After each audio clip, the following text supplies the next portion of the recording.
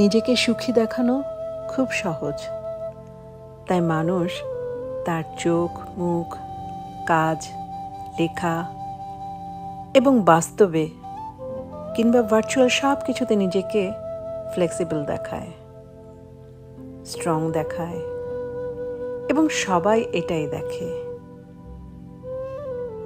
কিন্তু দুঃখ দেখানো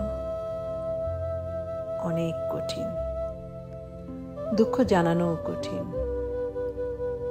দুঃখ সবাইকে বলা যায় না, মন খারাপের কারণ সবাইকে বলা যায় না। কেমন আছির জবাবে সত্যি ভালো নেই এটাও লেখা যায় না। দুঃখ বলার জায়গাটা কমফোর্ট জোন হতে হয়, শোনার আকুতি থাকতে হয়, হাতে সময় থাকতে হয়, ধৈর্য থাকতে হয়, চোখের শীতলতা থাকতে হয়। যার এই কমফোর্ট জোন আছে সে অনেক ভাগ্যবান, আর যার নেই